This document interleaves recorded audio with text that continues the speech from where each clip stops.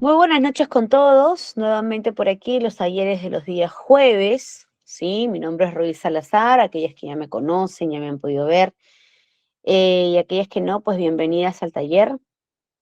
Recordemos, los días martes son talleres sobre temas faciales y los días jueves, pues netamente corporales, ¿correcto? Muy bien. El día de hoy vamos a ver lo que es mesoterapia, ¿no? El tema que vamos a plantear o que se ha planteado es mesoterapia direccionada a tratamientos corporales. Pero antes de determinar qué tratamientos, primero debemos de saber qué cosa es la mesoterapia, ¿no? ¿De qué se trata? ¿Qué cosa involucra? Si hay alguna técnica específica, hay previos específicos. Cualquier paciente es idóneo para aplicarse, o mejor dicho, para someterse a la técnica de mesoterapia. Muy bien, todo esto vamos a ver el día de hoy y claro está, algunos activos que son los más relevantes dentro del uso cosmético, pues, ¿no? Perdón, dentro del gabinete estético como tal. Y en la práctica vamos a direccionar uno de los tratamientos más solicitados, es siempre pues el moldeamiento corporal o la reducción de medidas, claro está, ¿no?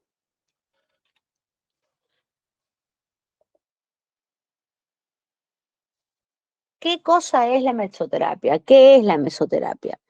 Bien, bien, ahí yo les he colocado una imagen donde hay jeringas, donde hay ampollas, ¿correcto? Hay dispositivos de infiltración.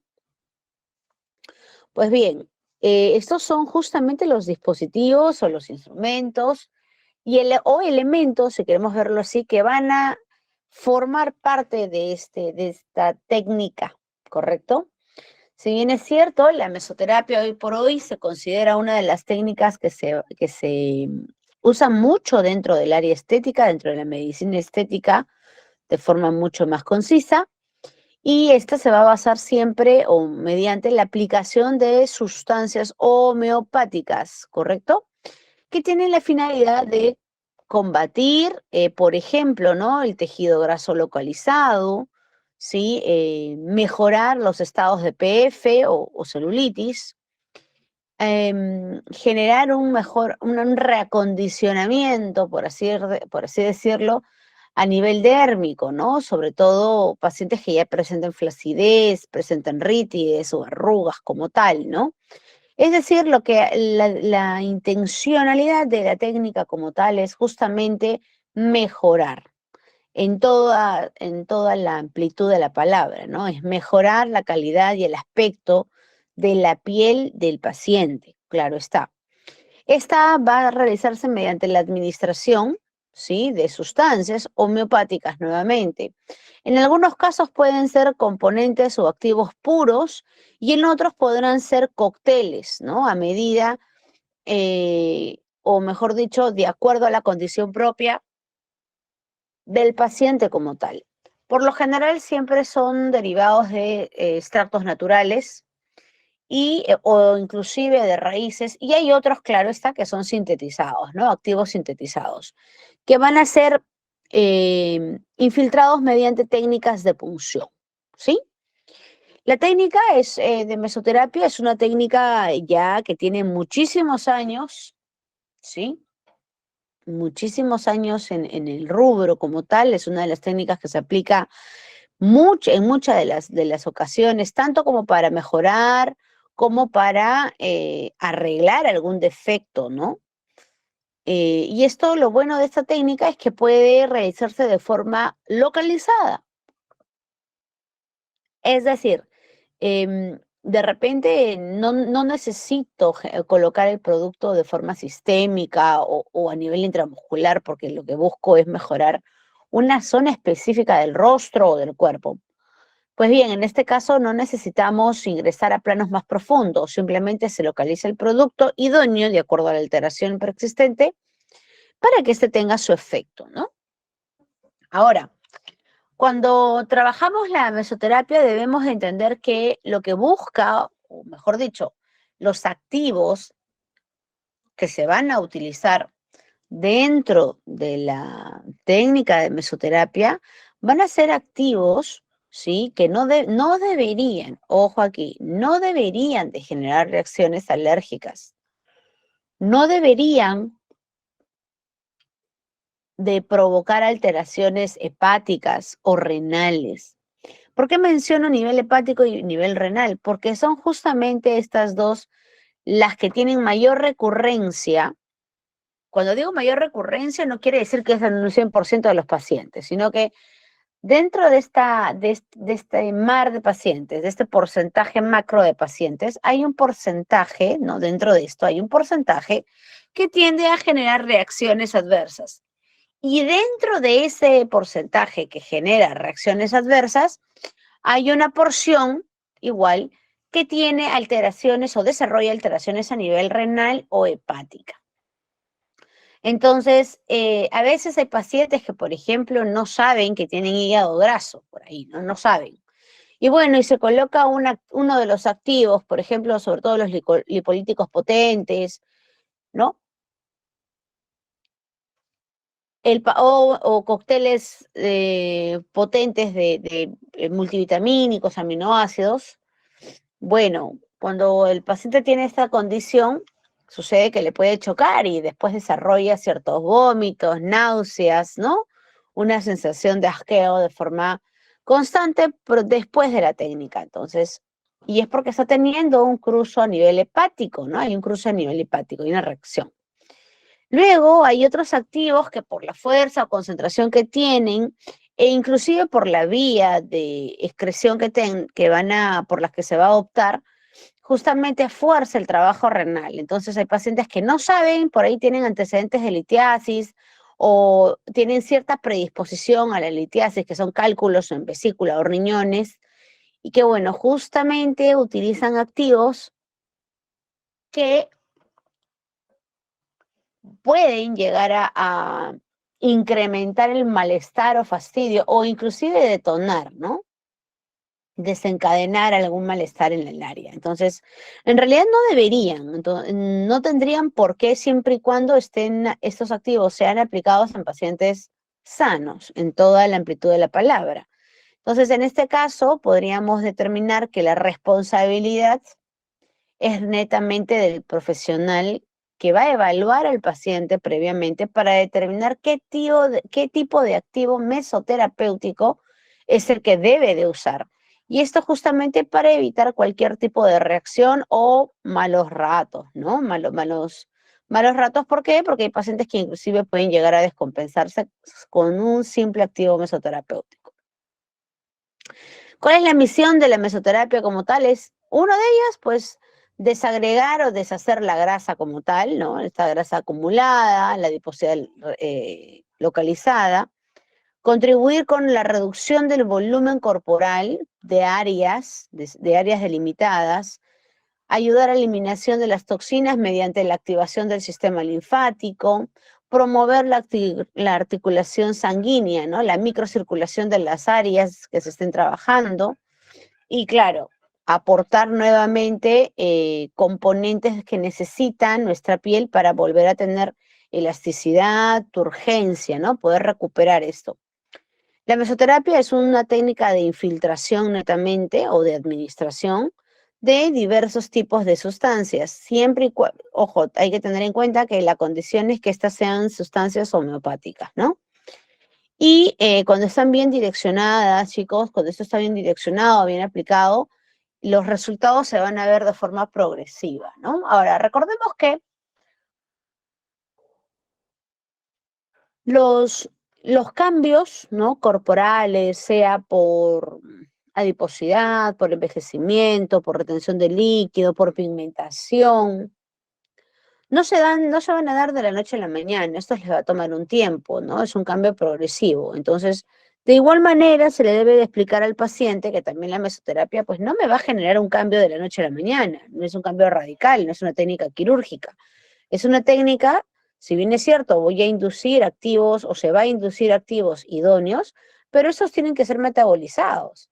Esos tienen que tener buen acople, que el tejido adopte a este nuevo elemento para que así pueda generarse la reacción en cadena para la cual está formulado el activo, ¿no? Entonces no es de buenas a primeras, ¿no? Hay que siempre explicarle al paciente que se puede demorar un poco en ir viendo ciertos cambios, ¿no? O mejorías.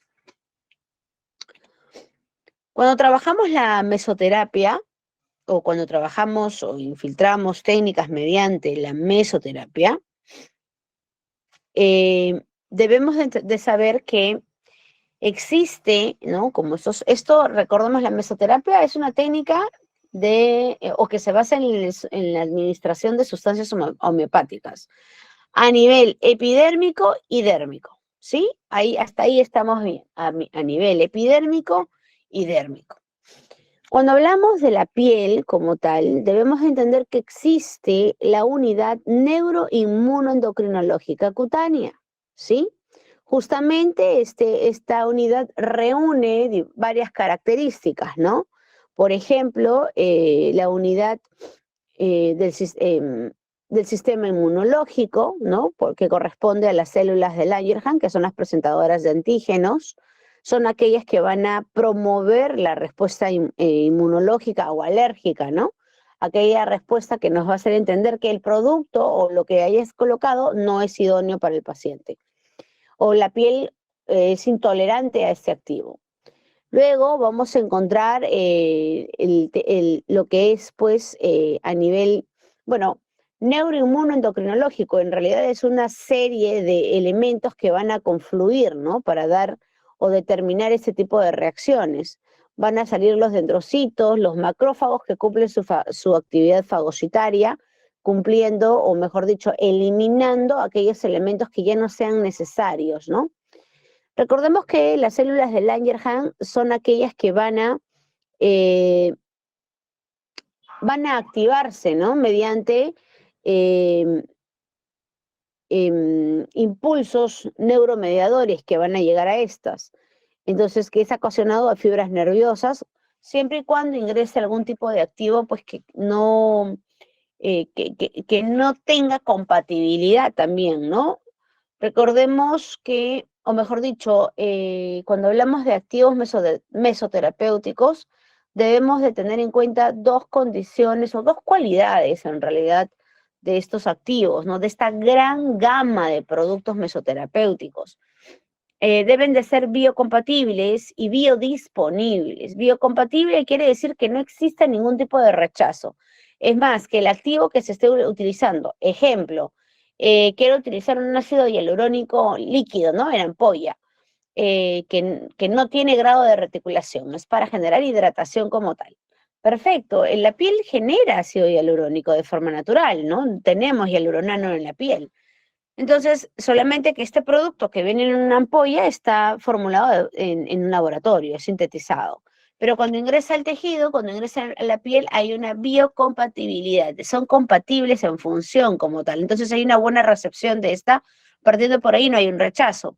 Y luego, cuando se menciona lo que es biodisponible, es cuando la piel o cuando el órgano como tal está requiriendo ese elemento, o sea, necesita el elemento.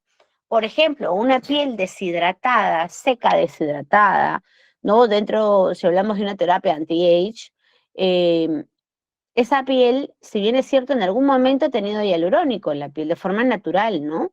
En algún momento ha tenido hialuronano. Entonces, cuando se le aplica el elemento, lo que va a hacer es recepcionarlo muy bien porque lo reconoce, ¿sí? No como propio, pero reconoce, hay una familiaridad del activo.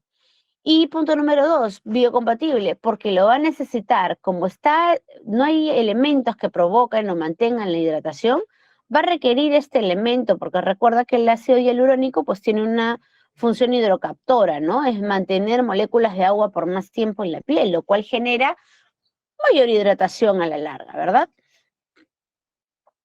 Entonces, aparte de esto, fuera de esto, recordemos que la piel, ¿no? En la piel, en el órgano cutáneo como tal, está el sistema nervioso, ¿no?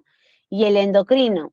El sistema nervioso que está representado pues, por las terminaciones nerviosas, inclusive por algunos corpúsculos, ¿no? Que están ahí, son elementos que están en todo lo que es el nivel epidérmico y el nivel dérmico, ¿no?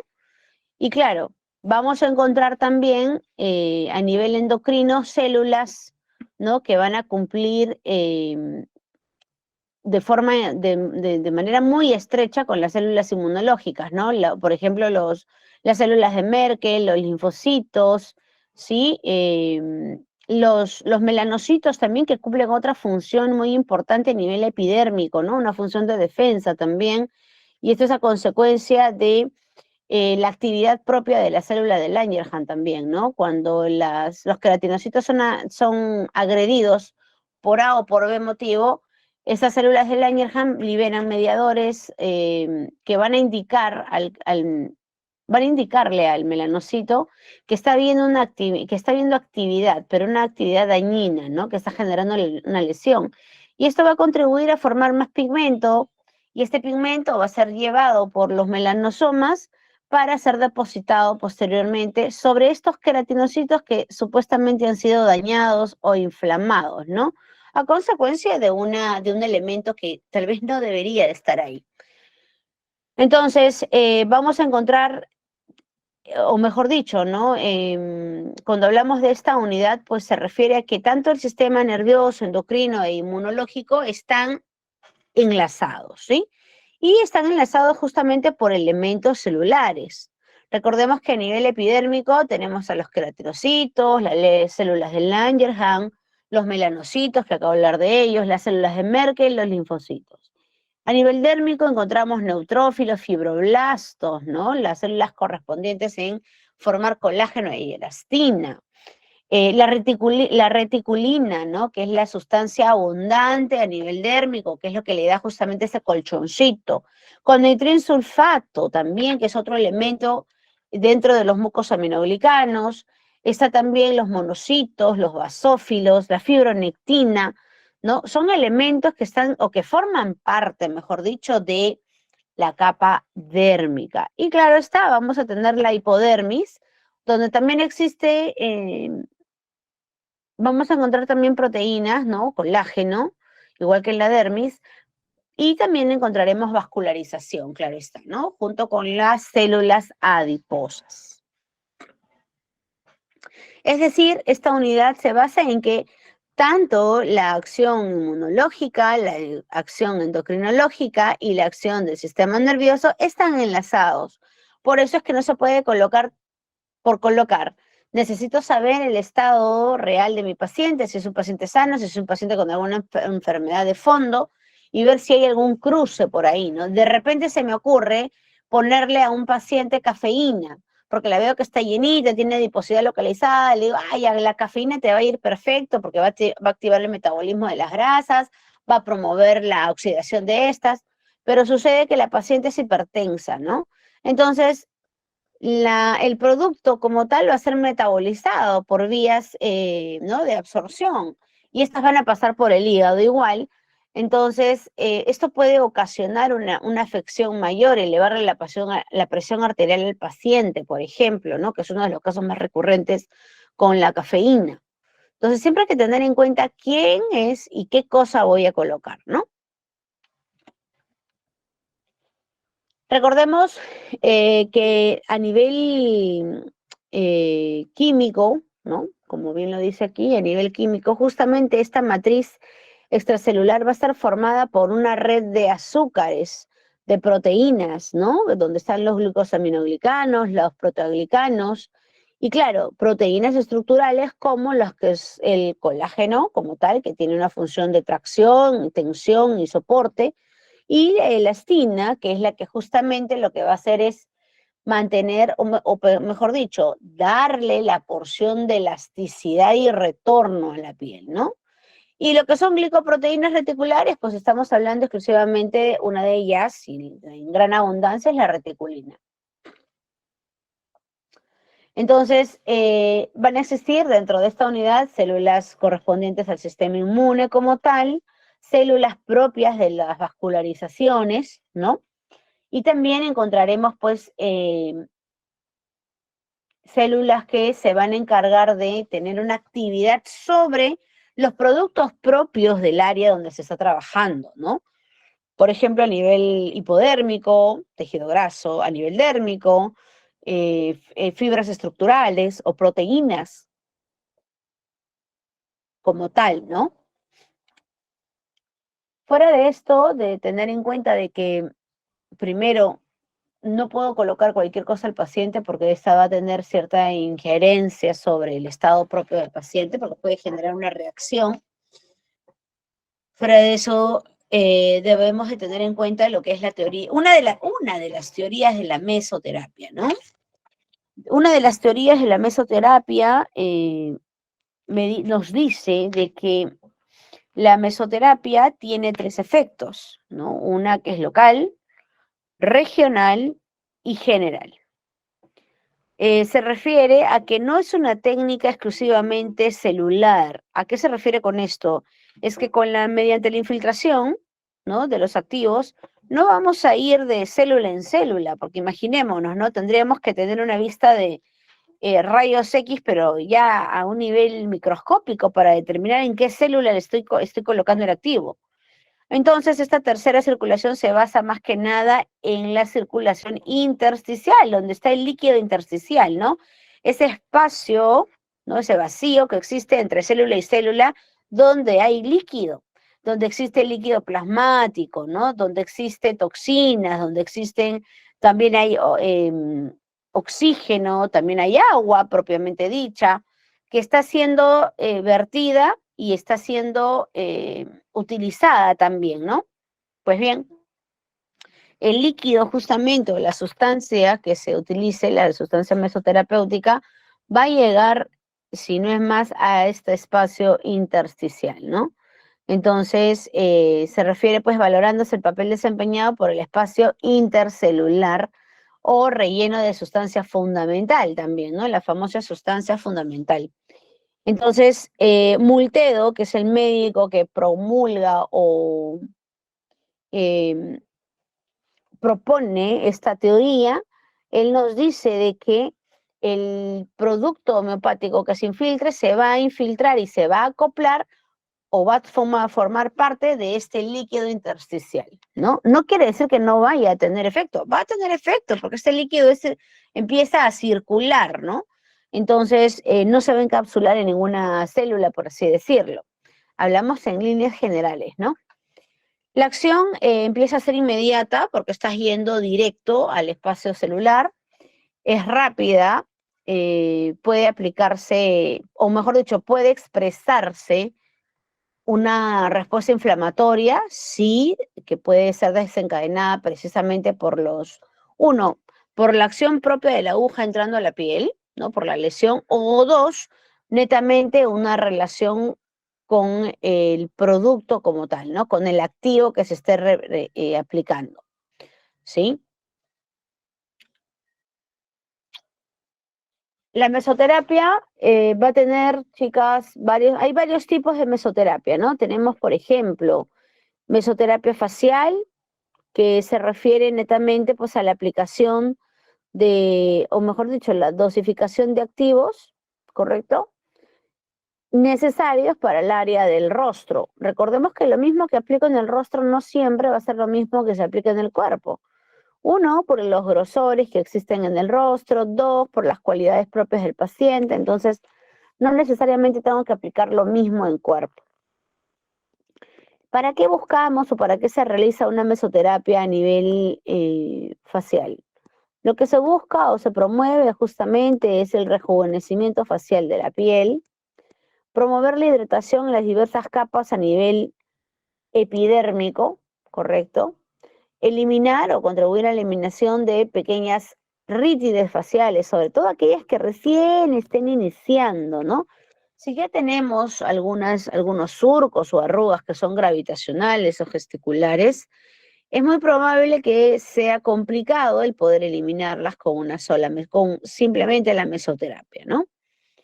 Fuera de esto, sí, le va a dar mucho más brillo a la piel, más homogeneidad en lo que es color, ¿correcto? Y, por supuesto, promueve la flacidez de la piel porque provoca la hidratación de esta, ¿no? Y al tener mayor hidratación, es más difícil que la piel pues pierda sus proteínas estructurales y elásticas, ¿no?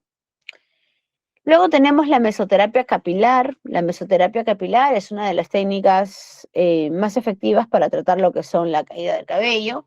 Pero claro, por supuesto, aquí hay que hacer un diagnóstico diferencial. ¿En qué sentido?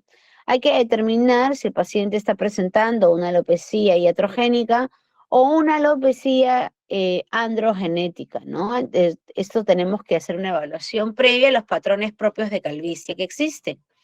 En función a eso, se puede hacer una serie de selección de activos, dentro de los cuales se utilizan aminoácidos, vitaminas, oligoelementos, activadores de la microcirculación como los vasodilatadores, ¿no?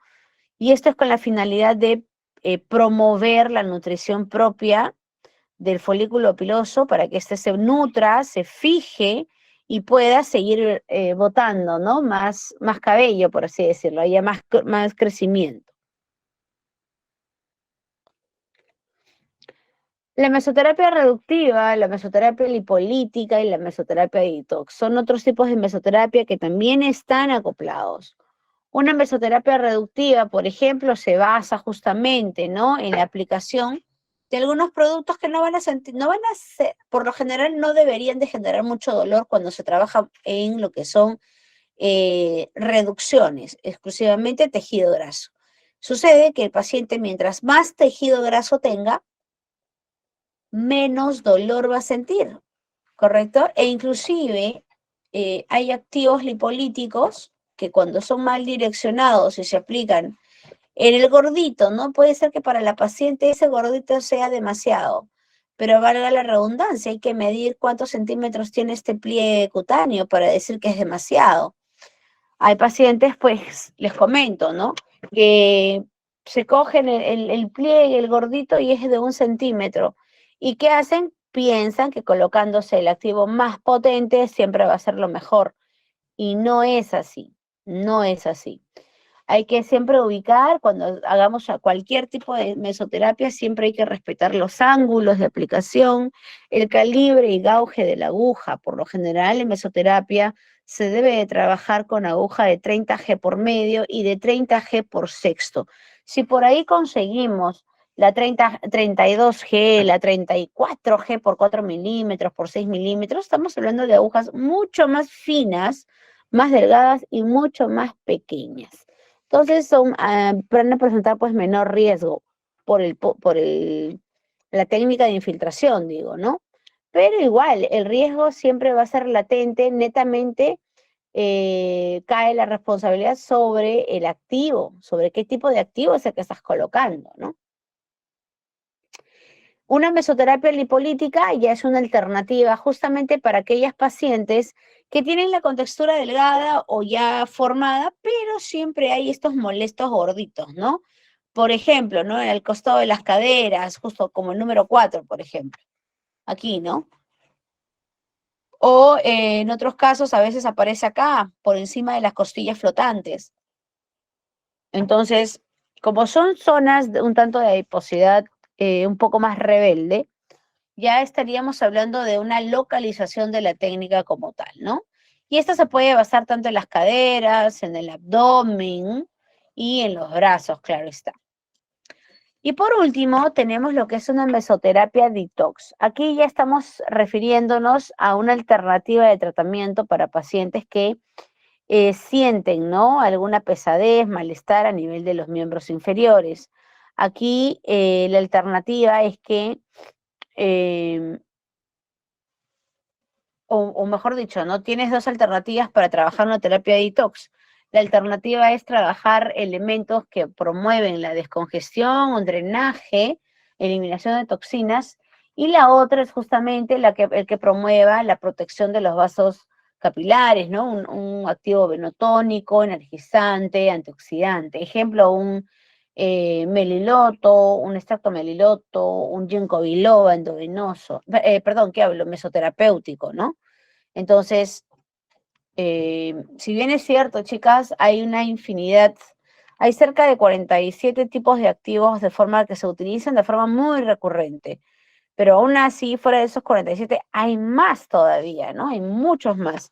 Entonces, siempre es bueno estarnos actualizando, ¿no? Leyendo, sobre todo los catálogos de las empresas que venden activos mesoterapéuticos, dentro de las presentaciones, para qué sirve, qué hace, qué no hace, cuáles son los activos como tal.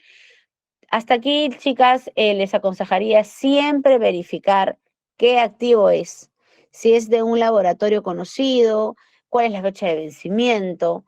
Recordemos que si vemos o si vamos a trabajar con ampollas, como la que tenemos aquí, ¿correcto? Esta de acá. Esto es una ampolla, la cual tienes que romper.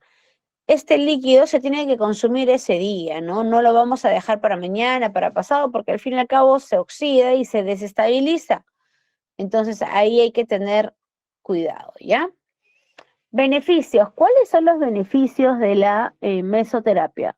Pues bueno, progresivamente va a contribuir a la eliminación de medidas, amoldamiento como tal, va a proporcionar cierto equilibrio y armonía de las formas en el paciente, ¿no?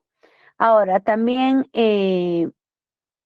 esto nos sirve, ¿no? Este criterio de evaluación nos va a servir tanto para pacientes finos como para pacientes gruesos. Es decir, podemos trabajar pacientes ectomorfos, mesomorfos y endomorfos, ¿no? Sin ningún problema. Miren aquí cuáles son los sistemas de inyección, ¿no? Los sistemas de inyección.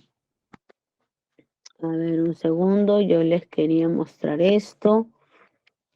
Creo que eso está acá. No, eso está acá. Ah, ya, no. Aquí, un ratito. Ahorita aquí estamos viendo justamente los sistemas de inyección, ¿no? ¿Dónde está? A ver, no. Ajá. Son los sistemas de inyección desde las técnicas más rústicas, ¿no? Desde las técnicas más rústicas hasta, ¿pero cuáles son las técnicas más rústicas? Pues aquí, ¿no? Todos estos dispositivos de aguja que no eran descartables como son ahora, ¿no? Son desechables. Perdón, no eran descartables ni desechables, ¿no? Eran simplemente reutilizables. Luego vinieron la era de los multi-inyectores, que es este de acá. Esto se creó mediante la técnica de Pistor. Acá está la pistola, ¿no? De Pistor, que es el médico creador de la técnica, es el padre de la mesoterapia, Pistor. Él fue el primero en crear el dispositivo de infiltración múltiple. Así era el dispositivo, o como lo vemos aquí. Hoy por hoy, en la actualidad, normalmente estamos trabajando con este tipo de agujas. Y esta es ahora una de las pistolas, ¿no? Una Mesogun, que es la evolución de la Pistor, ¿no? La que está acá. Esta es la Mesogun. Y ahora, en la actualidad, está saliendo estos dos dispositivos que están aquí, ¿no? Que es un boom. Todo el mundo quiere trabajar con ellas, sin embargo, no saben que este tipo de formato ya había aparecido anteriormente, ¿no? Ya había aparecido. Vamos a ponerlo así, ya está. Estas de acá son catalogadas como agujas nano soft. ¿Por qué? Porque son las más finas. Por lo general, estas son de 34G por 0.4 milímetros, o sea, son pequeñísimas. Por lo general, este tipo de agujas se utiliza más en lo que es en la zona infraorbicular, ¿no?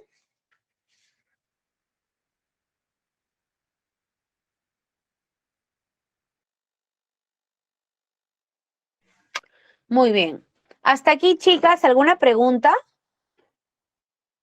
¿Tienen alguna duda?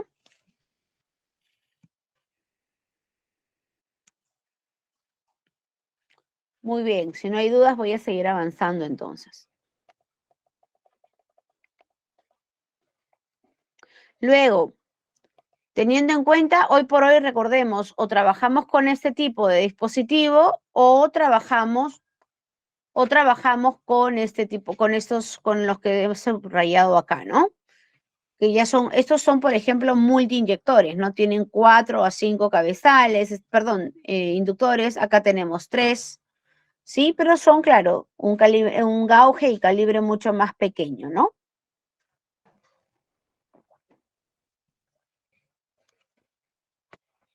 Muy bien.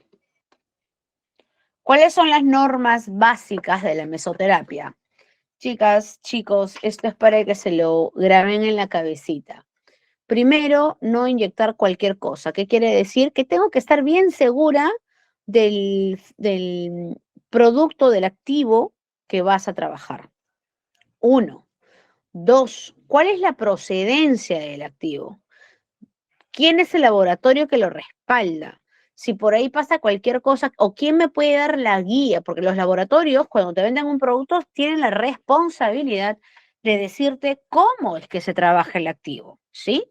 O de darte las charlas, capacitación en función a sus nuevos lanzamientos y todo lo demás. Tienen la responsabilidad. Si no, pues el comprador no es adivino de trabajar, cómo lo va a trabajar, ¿no? Entonces, siempre es bueno tener, ver a quién se lo vas a comprar o en dónde lo vas a adquirir, qué tipo de producto es. Todos los activos a nivel mesoterapéuticos tienen que ser líquidos, no pueden ser densos. La mesoterapia no es una técnica donde se usen activos de relleno, ¿sí? Así que en ese sentido sí vamos a diferenciar esto. Todos son activos líquidas, ¿no? Todos son líquidos. Y los líquidos de por sí deben de ser transparentes. Pueden tener una coloración media marroncita, media amarillita, clarita, media ámbar clarita, pero todos son transparentes, es decir, no tienen no deben de tener ningún tipo de elementos por dentro, ¿no? De las ampollas o de los viales, ningún tipo de contaminante, ¿sí? No se puede, son totalmente cristalinos. Y tercero, eh, segundo, no inyectar de cualquier manera. ¿A qué voy? Si voy a hacer una técnica de mesoterapia, tengo que determinar a qué plano es el que se va a ingresar. Sí, de acuerdo. Digamos que llega un paciente y queremos trabajar en función a lo que es, chicas, un segundo.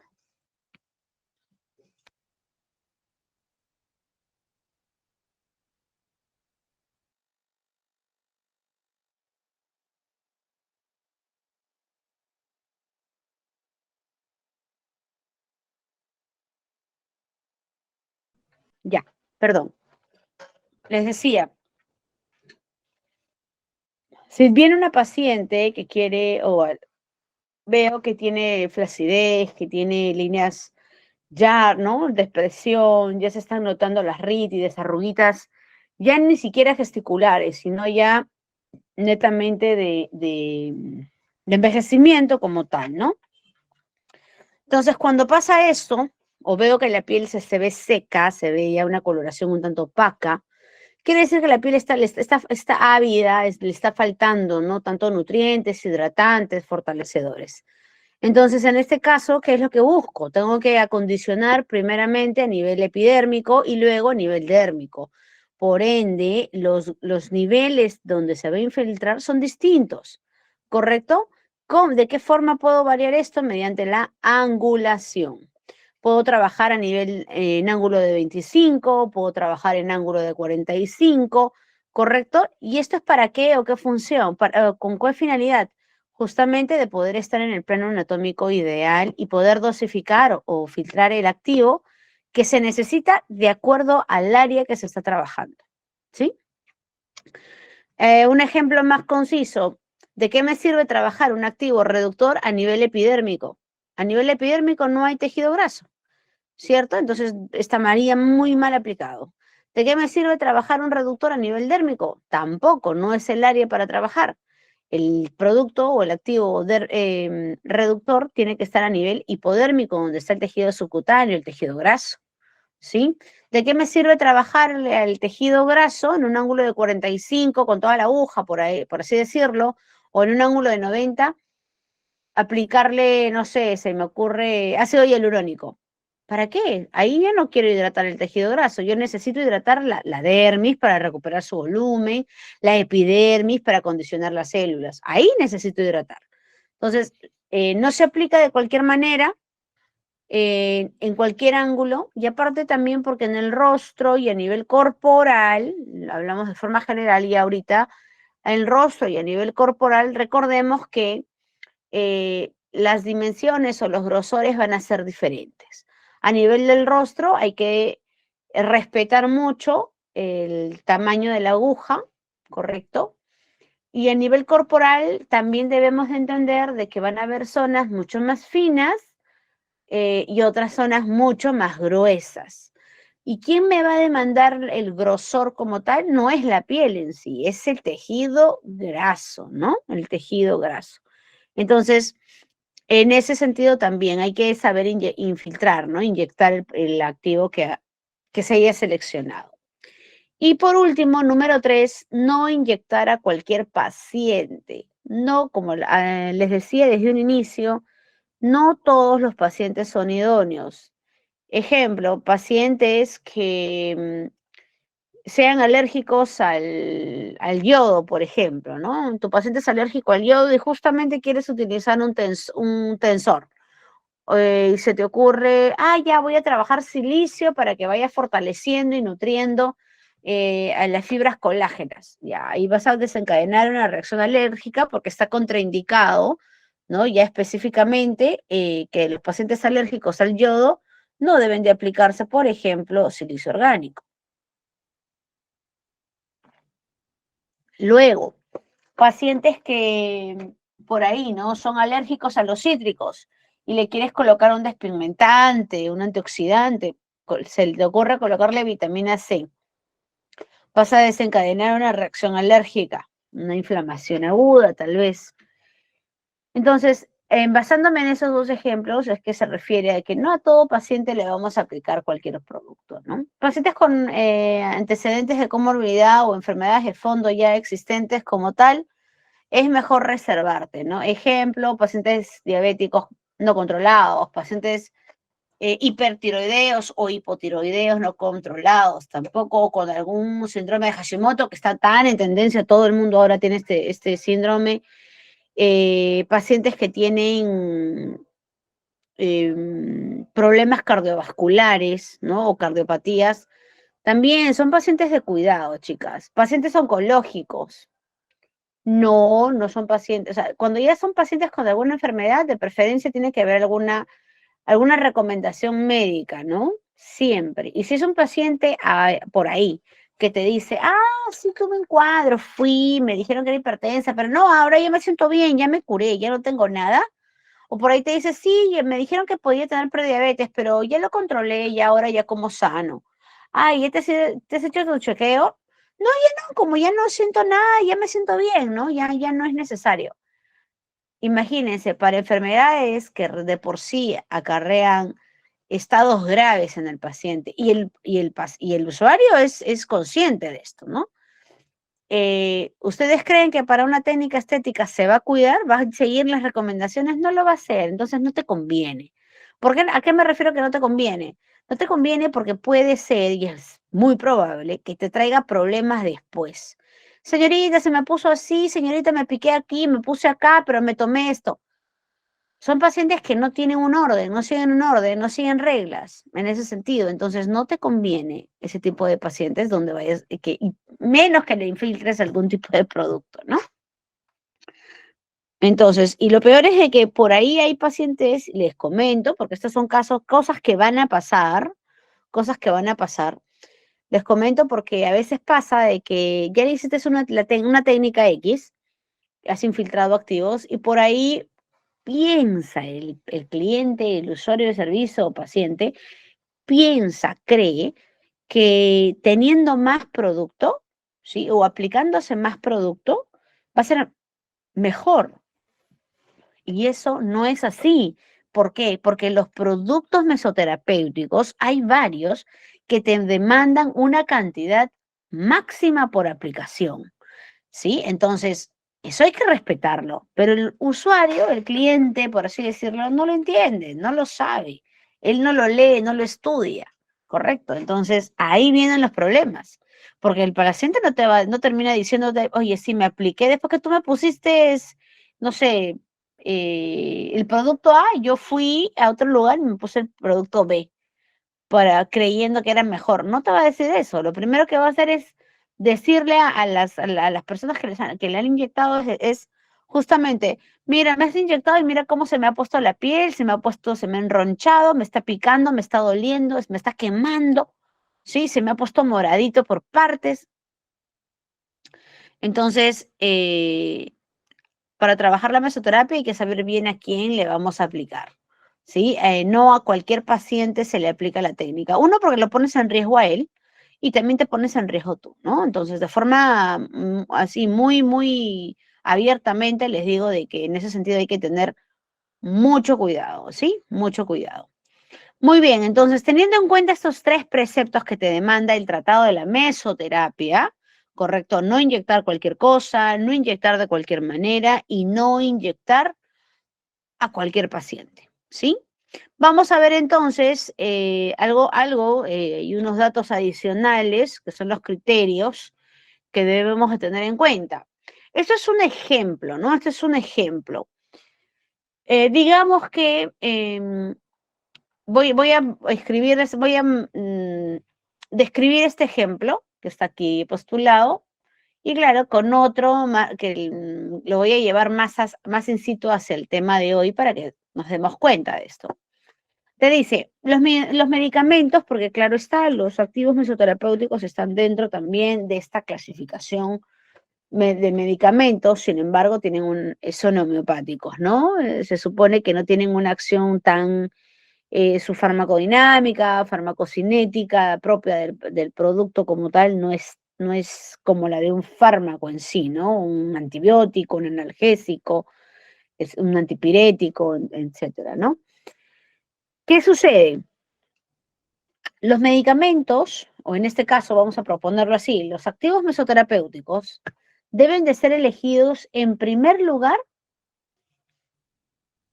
en función de las indicaciones, es decir, para qué está indicado el activo, ¿correcto? Ejemplo, ante una patología dolorosa, vamos a trasladarlo hacia nuestra área de trabajo. Ante una alteración corporal, por así decirlo, ante una alteración corporal o ante un inesteticismo corporal, que me agrupa varias alteraciones, ante un inesteticismo corporal, nos vamos a plantear en primer lugar la utilización de cierto activo. Ejemplo, un tensor, ¿sí? Un tensor. Por ejemplo, el DIMAE, el argilerine, ¿no? Ya, un tensor. Aquí nos dice, ¿no? Aquí su ejemplo es la utilización de un analgésico y también de un miorrelajante si coexiste con una contractura muscular. ¿Qué sucede aquí? Si yo pongo el ejemplo de un tensor y pongo el ejemplo de un antioxidante o de o por ejemplo, por ahí de activadores del metabolismo, perdón, activadores del fibroblasto como tal, que no son tensores, pero sí al final, al activar el fibroblasto, va a ayudar y contribuir a que se forme mejor colágeno. Entonces, no es su efecto principal, pero a la larga promueve la formación de colágeno, ¿no? Entonces, a lo que se refiere este criterio es, ¿qué es lo que se busca realmente? ¿Sí? Cuando tú ves a un paciente y ves que tiene flacidez, tienes que entender qué cosa está pasando, por qué tiene flacidez. Si es una paciente de 20 años, por ejemplo, y tú le ves la piel muy delgada y ya presenta arrugas y hay flacidez, aquí tienes que preguntarte por qué. Porque si a los 20 años, ojo, 20 años la paciente se sobreentiende que tiene su colágeno, su elastina es rica, es abundante. ¿Qué está pasando? Entonces tengo que hacer una revisión. ¿Cuáles son los hábitos? ¿Ha subido, ha bajado de peso? ¿Se ha sometido a algún tipo de cirugía o no? ¿Ha pasado por algún proceso viral o de enfermedad grave, aguda? ¿Ha estado en algún proceso hospitalario? ¿Algún medicamento o medicamentos que esté tomando o que haya tomado? ¿Correcto? Entre tantas, ¿no? ¿A qué se dedica? ¿Qué es lo que hace? ¿Cuántas horas de sueño tiene? Etcétera. Todo esto me va a dar una resolución, me va a dar una idea real del paciente para poder entender realmente qué es lo que le está pasando. Porque una paciente de 20 años puede presentarme flacidez.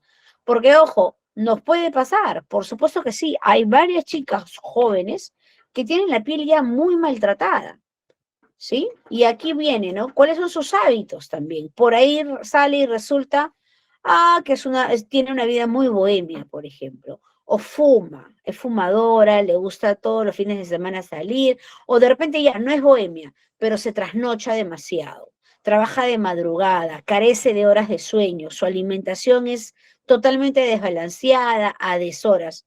Bueno, la piel va a sufrir, la piel de todas maneras. A esto le sumamos que tal vez pues por ahí, ¿no? No tiene ningún producto, claro, no tiene ningún producto de skincare, no utiliza absolutamente nada, ni un tónico, ni una cremita por ahí, ni un regenerador, que es lo más básico, ni mucho menos un bloqueador, ¿no? No hay tampoco la cultura de cuidado. Entonces, claro, por más joven que sea, la paciente está en déficit, ¿no? Esa piel está necesitada. Entonces, ¿qué es lo que necesito ahí para esa flacidez?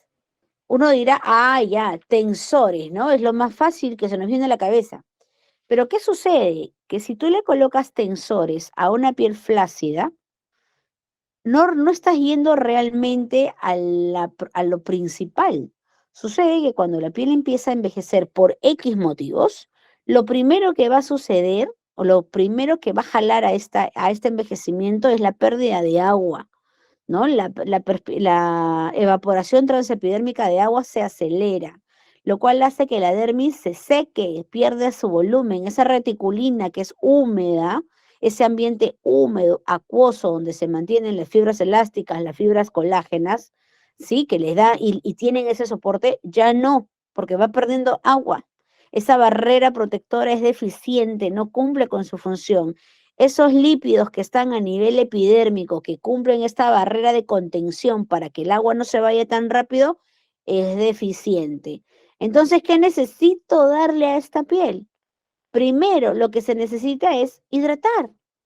Primero le voy a dar hidratación porque necesito que la piel pueda recuperar, ¿sí? O estabilizarse para que así cumpla o recupere las funciones naturales de la piel.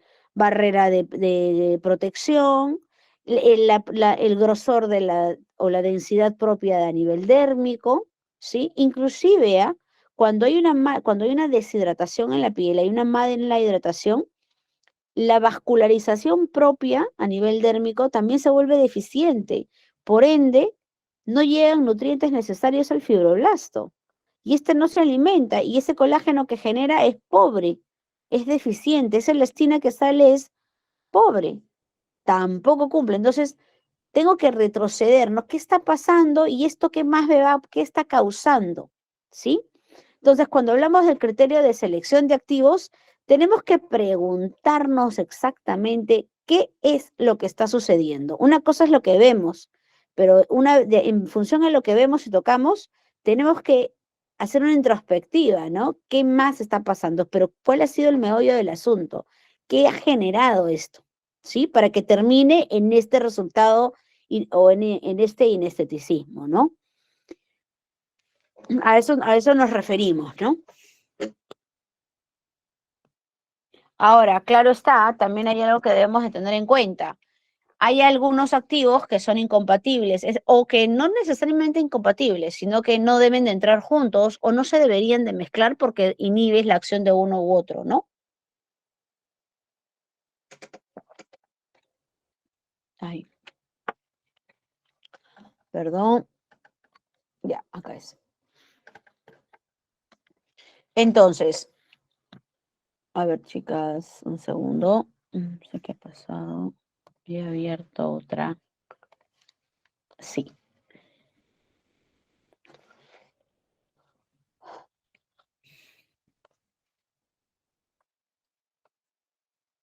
Esta es. A ver, chicas, un segundito. Creo que he cometido un error. Me acabo de percatar.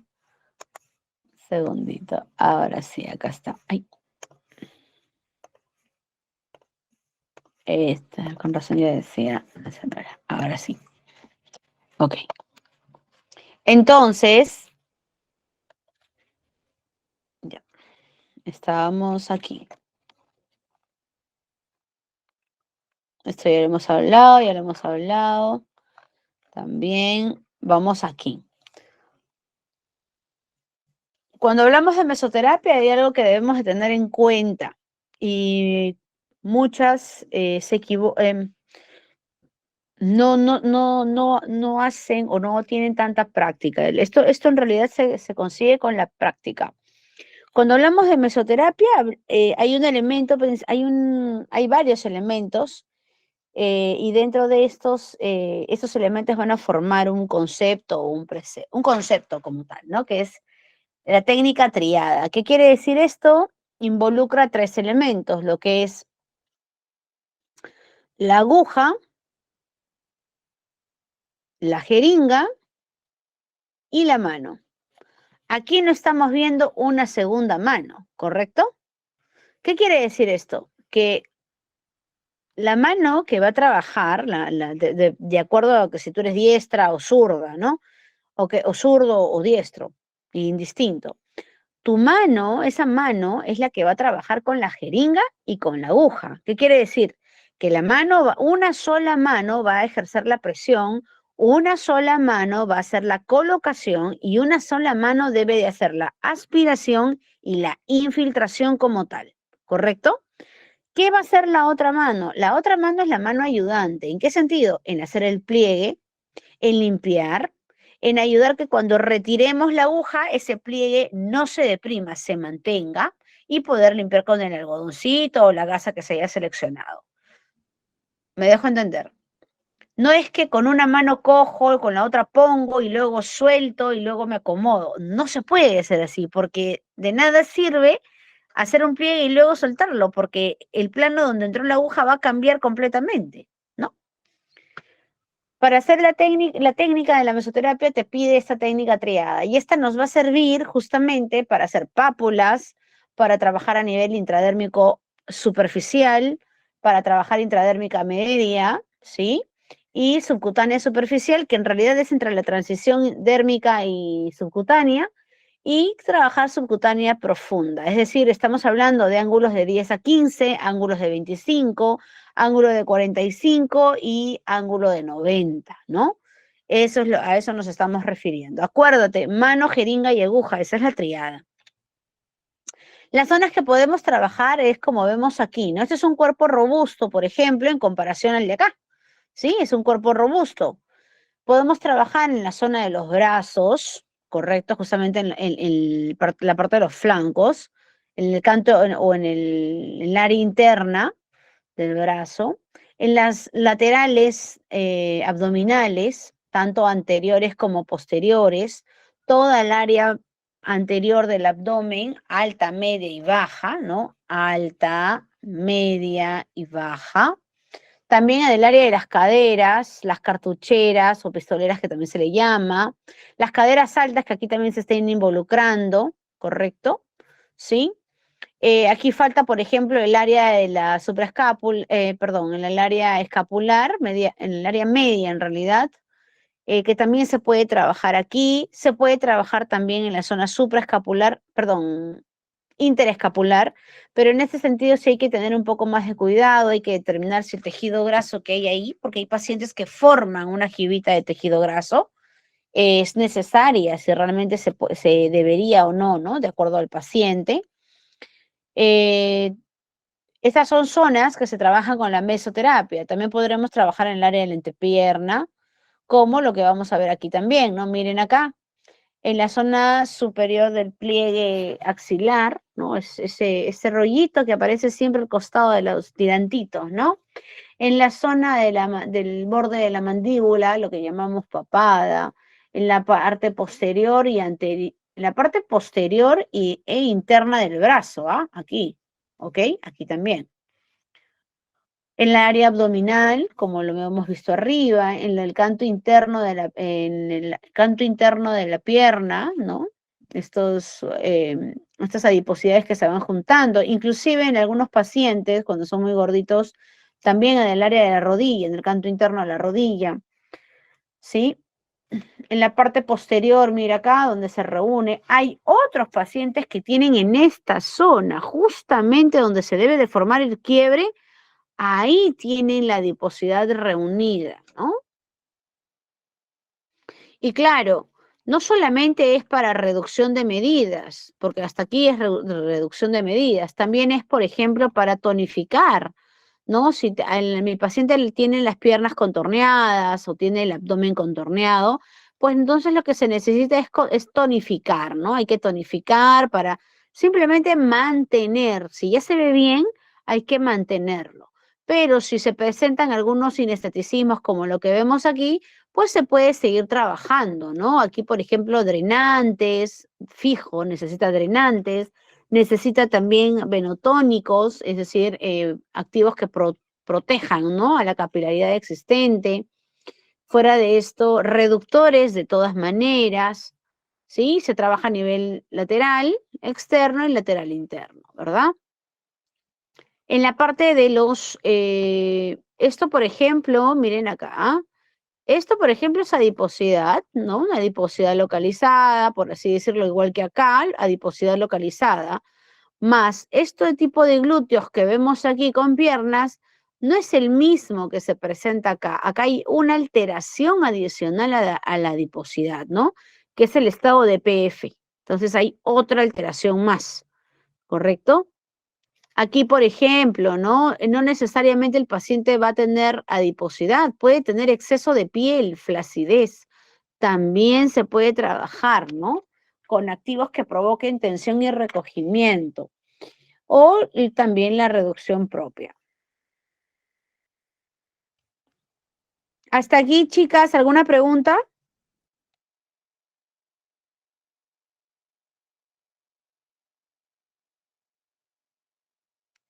Muy bien.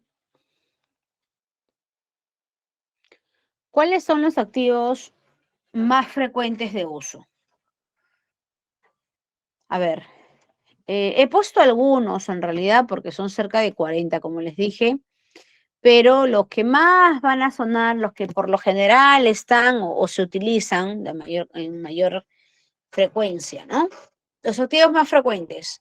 No podemos dejar de mencionar pues a los anestésicos, ¿no? A los anestésicos. Tenemos tanto lo que es la procaína o novocina,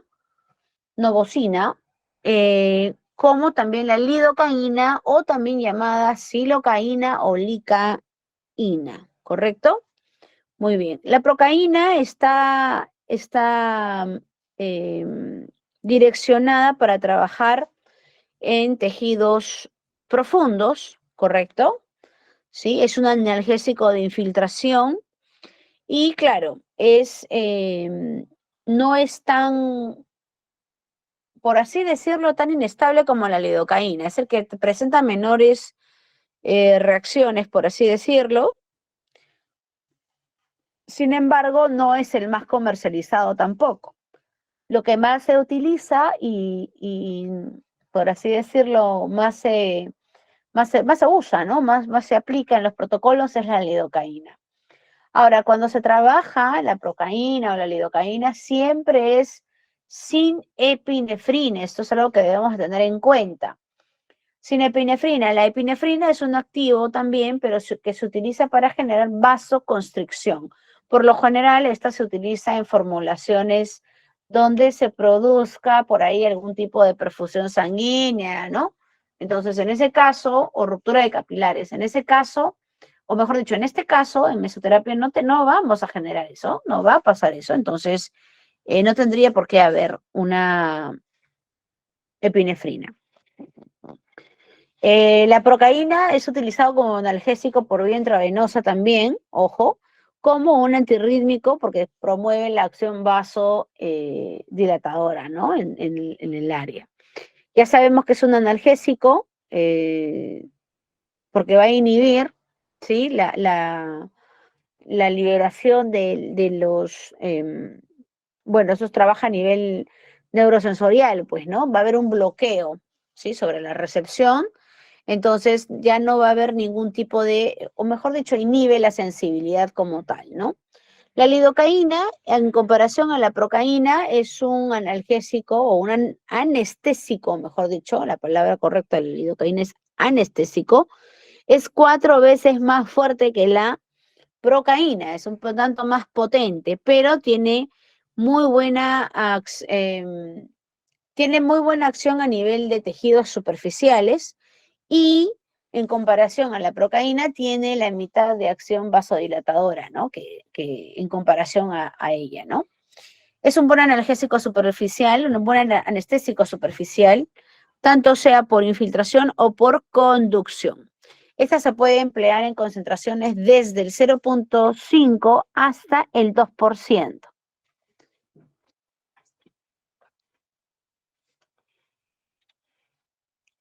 Otro de los activos que es muy usado.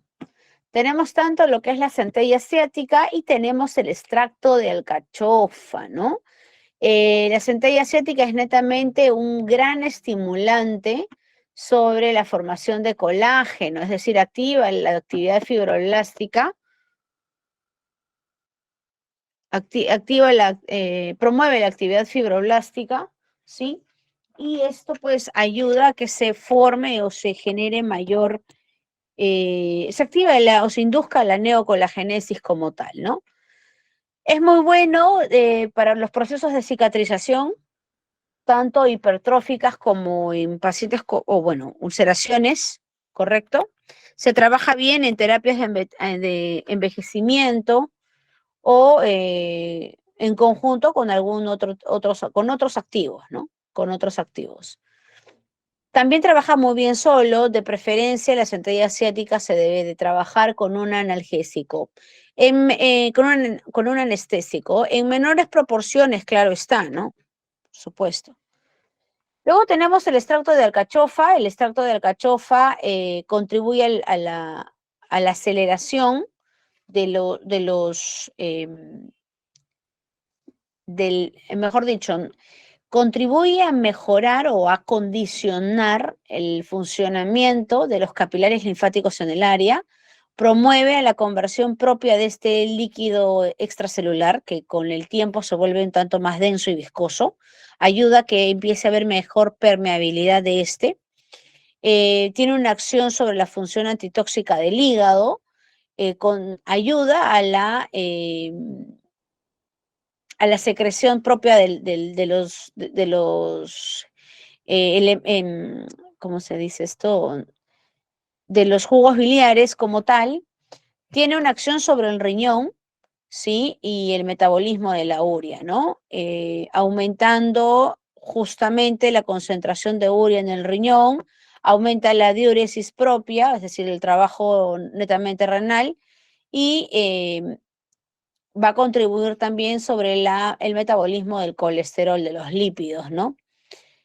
Ahora, cuando se trabaja mediante vía mesoterapéutica, hay que tener en cuenta que la alcachofa tiene una gran actividad inflamatoria, ¿sí? El paciente, en muchos de los casos, le empieza a picar, a molestar el activo. Entonces, sí se debe de trabajar con un anestésico y no hay que exceder tampoco grandes cantidades o volúmenes de esta, ¿no? ¿Puede llevar al paciente a algunos cuadros diarreicos por 1 o 2 días? Sí, por supuesto. Y si el paciente tiene antecedentes de litiasis, es decir, antecedentes renales a nivel de vejiga y riñones, en ese sentido hay que avisarle al paciente porque puede ser que por ahí empiece a sentir algún tipo de malestar en el área, siempre y cuando, claro, excedamos las cantidades, ¿no? De aplicación. Los cócteles más usados con extracto de alcachofa es justamente como lo utilizamos como un drenante, ¿no? Porque siempre decimos alcachofa para drenar. Y claro, porque va a reconvertir este líquido circundante que ya ha perdido su acuosidad, se ha vuelto denso, acelera la permeación de estos líquidos, de estos productos. Se puede trabajar con lidocaína, se puede trabajar con silicio orgánico. La cinara es justamente extracto de alcachofa, ¿no? Es su otro nombre. Meliloto rutina, que es un gran venotónico. Y digamos, no tengo procaína, trabajas con lidocaína, y la alternativa a la lidocaína es la mepevacaína, ¿no? Una EPF evolucionada también, silicio orgánico, por ejemplo, meliloto, tiratricol, que no es más que decir el triac, ¿correcto? Que tiene también, que es un cóctel, que ahora lo vamos a ver, silicio orgánico.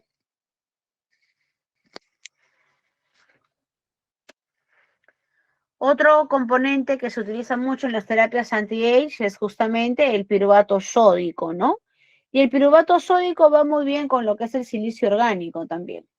Tiene actividad, ¿sí? Actividad sobre sobre los fibroblastos como tal, promueve la síntesis del colágeno, eso es algo súper importante, es decir, promueve la actividad en el sentido de la formación de nuevas fibras colágenas, es decir, induce a la neocolagénesis. Recuerda que esto también demora, ¿no? La neocolagénesis va a demorar 21 días aproximadamente, entonces no es tampoco de la noche a la mañana. En aplicaciones de mesoterapia se puede aplicar tanto en pacientes con envejecimiento cutáneo, por supuesto, se puede trabajar en pacientes que presenten estrías jóvenes, que sean recientes, ¿no? No estrías de larga data, esas blancas o nacaradas, no nos conviene, ¿no? Es muy lento la recuperación como tal, ¿sí? Se le puede asociar con agentes regeneradores como silicio orgánico, por ejemplo, que es una muy buena dupla, piruvato sódico con silicio orgánico, condroitín sulfato como tal o ácido hialurónico, extracto de centella asiática, recuerda que es un energizante y un activador metabólico propiamente de las fibras colágenas, ¿no? Que hemos hablado hace un momento. El silicio orgánico, que va a las terapias anti-age como tal, promueve justamente la formación bueno, también, ¿no? Promueve la formación de aminoácidos, lisina y prolina, que son elementos esenciales para la formación de colágeno como tal. Es un buen aporte para la regeneración de los tejidos. Contribuye a la formación del tejido conjuntivo, ¿no? Es decir, elastina, colágeno, la formación o el mantenimiento de los proteoglicanos y glucoproteínas también, las glicoproteínas. Y esto va a ayudar también a que las células generadoras de colágeno y elastina, que están justamente a nivel profundo de la dermis, puedan activarse y estas favorecer a su vez a la regeneración propia de las fibras colágenas y elásticas que ya están insertadas, ya están formadas, ¿no? Es decir, es un buen reparador, es un muy buen reparador. Por eso es que aquellas que ya trabajan con un silicio orgánico, con mesoterapia, ya deben de tener sobreentendido que el silicio orgánico va muy bien en pacientes que tengan estrías, por ejemplo, ¿no? Precisamente porque es un reparador, pues, de tejidos. ¿Y la estría qué cosa es? Es la ruptura del tejido.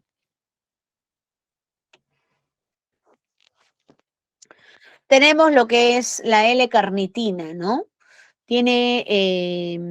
La L-carnitina es un muy buen procesador de lípidos, ¿correcto? Un muy buen procesador de lípidos. Lo que promueve es justamente la descomposición, ¿no? De los elementos grasos o de los ácidos grasos. Vamos a encontrar también los triglicéridos como tal, los va a descomponer, ¿sí? ¿Para qué? Para que estos circulen de forma más rápida, tengan mayor, por así decir, como bien dicen, ¿no? Molécula transportadora de grasa para su próxima eliminación o metabolización, tanto sea por el hígado como por vías urinarias, claro está, ¿no? Eh, En algunos casos estos se pueden oxidar y en otros casos se pueden reutilizar como materia de energía, ¿no? Para otro tipo de actividades. Entonces, la L-carnitina también es un muy buen activo para adiposidades, ¿no? Adiposidades intermedias, no adiposidades rebeldes, No, adiposidades como que están ahí, aparecen y desaparecen. Esas donde la paciente no es muy voluptuosa, no es muy gordita, no es mucho sobrepeso y en realidad está localizado, bueno, eso es una adiposidad intermedia, ¿no? El tiratricol o triac o el ácido triyodotiro-acético, ¿no? Eso también se utiliza mucho en pacientes que tengan PF o grasa localizada. Estamos hablando de una PF grado 2 o 3, un intermedio. Pertenece al grupo de fármacos lipolíticos. Su acción lipolítica se va a realizar mediante la inhibición de la fosfodiesterasa. Lo que provoca así es un aumento en la concentración celular de los mensajeros de la lipólisis, ¿no? Para que se provoque justamente esta ruptura de membrana y, claro, el contenido graso pues sea expulsado como tal. Es uno de los medicamentos básicos del tratamiento para celulitis, que es el nombre común, pero el nombre específico a nivel médico, profesional, es PEF, ¿no? PEF, paniculopatía edemato-fibra esclerótica, que ese es el trastorno por el que está pasando la paciente. Fosfatidilcolina, uno de los elementos más usados, pero también uno de los elementos que debemos de tenerle respeto. A la fosfatidilcolina hay que tenerle no miedo, sino respeto a la hora de usar. No lo voy a aplicar en pacientes que tengan adiposidades localizadas. No me sirve. La fosfatidilcolina es un elemento que de por sí lo tenemos en el cuerpo, ¿correcto? Lo tenemos en el cuerpo. Hay biodisponibilidad y biocompatibilidad como tal. Sin embargo, esa es una fosfatidilcolina de forma natural. Lo que nosotros estamos aplicando exclusivamente es una fosfatidilcolina sintetizada. ¿Qué te dice cuáles son las advertencias de la fosfatidilcolina como tal? Recuerda que la fosfa deriva de la soya, de la lecitina de soya y actúa como una enzima, ¿no? Parecido. ¿Qué puede ocasionar efectos adversos, dentro de los cuales están los granulomas, es decir, el encapsulamiento y endurecimiento del área, necrosis grasa, correcto, necrosis grasa, ese es el nombre, necrosis grasa, de por sí va a provocar eso, ¿no? Va a provocar lo primerito que genera, lo primerito que genera es justamente, es una inflamación, ¿no? Del área. No, ahora, de esta inflamación, ¿sí? Que provoca quemazón, es decir, un eritema, inclusive hasta un edema, puede durar entre 2 a 3 días. Esto es algo que debemos de tener en cuenta y hay que transmitirle al paciente. Esa zona puede permanecer sensible. En algunos casos se ha documentado que hasta en una semana, ¿sí? No es que, ¿por qué les comento esto? Porque la fosfa es un muy buen lipolítico, es un muy buen activo de reducción, pero hay que avisarle al paciente porque se asustan, ¿no? Por los efectos que este puede presentar. Ahora, los resultados como tal se van a ver después de 4 a 6 semanas, recién, no se ven de forma inmediata. ¿Por qué? Porque de por sí la fosfatidilcolina es un activo que lo que busca, o sea, tiene una acción de detergente, ¿no? Emulsificante de grasas, por así decirlo. Pero esto a su vez lo que va a provocar, mejor dicho, es la necrosis de tejido graso. Por eso es que se degenera en una inflamación tan aguda, ¿no? Ahora, no es una condición que sea para todos los pacientes de forma general. Hay pacientes que le han ido muy bien, sí, muy bien, y no necesariamente se ha degenerado de esa forma. Pero hay otros pacientes que sí han formado esto, ¿no? Sí han formado. Entonces, en ese sentido hay que tener precauciones, ¿no? Hay que tener precauciones nada más. Muy bien. A ver aquí. Va a presentar dolor localizado, sensación de quemazón. En algunos pacientes se puede presentar hematoma. Sí, se puede presentar hematoma. Y en ese sentido hay que avisarle. Lo que no debe de hacer el paciente, lo que no debe de hacer el paciente es justamente estarse manipulando la zona, estarse apretando, rascando, sobándose, pasando o agarrándose o tomando cualquier cosa. Eso es un activo que se va a metabolizar, se va a eliminar, se va a excretar. Y no podemos colocar nada como para que se elimine más rápido. Lo único que podemos hacer es que el paciente se hidrate bien, tome más agua para que, claro, su cuerpo pueda eliminarlo, ¿no?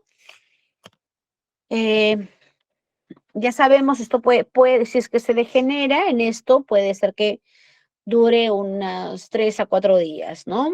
Ahora, que se encadene una reacción alérgica también puede ser. En algunos casos se forman abones rojos, como ronchas grandes, ¿sí? En ese caso se recomienda, o bueno, lo que yo hago particularmente antes de aplicar la fosfatidilcolina, siempre es primero determinar el tejido graso. ¿Qué quiere decir esto? ¿Qué tan grueso es? Para poder trabajar fosfatidilcolina me demanda trabajar en tejido graso profundo. Para trabajar en tejido graso profundo tengo que entrar en un ángulo de 90, de 70 grados, ¿no? Profundo. Y para poder hacer eso, necesito tener buen tejido graso, por lo menos unos 3 centímetros de pliegue, 4 centímetros de pliegue graso. Entonces, yo no lo puedo no se puede trabajar una fosfatidilcolina en un pliegue graso de 1,5 centímetros, 2 centímetros, eso es muy poco. Esa fosfatidilcolina puede quedar muy superficial y ahí vienen las complicaciones. Por eso el producto tiene que irse a nivel profundo, ¿ok? Una forma de contrarrestar las reacciones alérgicas es consumiendo o dándole al paciente, que es lo que hago particularmente, es una loratadina antes de la técnica de mesoterapia. Y ojo, no solamente por la fosfa, luego para cualquier tipo de activo al cual voy a estar infiltrando en el tejido. Ahora, las cantidades idóneas de la infiltración de la fosfatidilcolina, ¿no? Por sesión es desde 2 ml hasta 5 ml, ¿correcto? ¿Lo podemos diluir? Sí, le podemos rebajar para que se pueda extender en más zonas, sí se puede, pero hay que tener en cuenta siempre esto tenemos que evaluar, ¿no? Si es necesario regarla por más áreas o no es necesario. En ese sentido, sí hay que tener mucho, mucho ojo para poder trabajar con la fosfatidilcolina, ¿sí? Muy bien. Tenemos también otro activo, que también es un activo poderoso, que es el desoxicolato, ¿no? El desoxicolato también es un lipolítico potente que provoca la emulsificación propia de las grasas. Este va a destruir la membrana celular, ¿no? Del adipocito, para que igual, ¿no? Salga expulsado el contenido graso. Claro, al romper la membrana, esta célula queda expuesta, ¿no? Queda debilitada y queda vulnerable. ¿Cuáles pueden ser los efectos adversos del desoxicolato? El desoxicolato hoy por hoy es un muy buen activo que se utiliza para el área del doble mentón, como ven en el paciente, ¿no? Ese tipo de doble mentón estoy hablando, así, grande, gordito. Si es una papadita ahí chiquita que molesta, no les conviene. ¿Por qué? Porque el desoxicolato sí induce al proceso inflamatorio y en muchos de los pacientes no es un proceso inflamatorio normal, es un proceso inflamatorio agudo, duele mucho, se calienta bastante, ¿no? Hay una hinchazón notoria. En algunos casos puede aparecer una paresia, ¿no? Una paresia temporal, es decir, el adormecimiento del área, ¿sí? Pero este va a ir pasando al cabo del tercer o cuarto día, claro está. De igual manera, los efectos se van a ir viendo todavía al cabo de la cuarta o sexta semana como tal.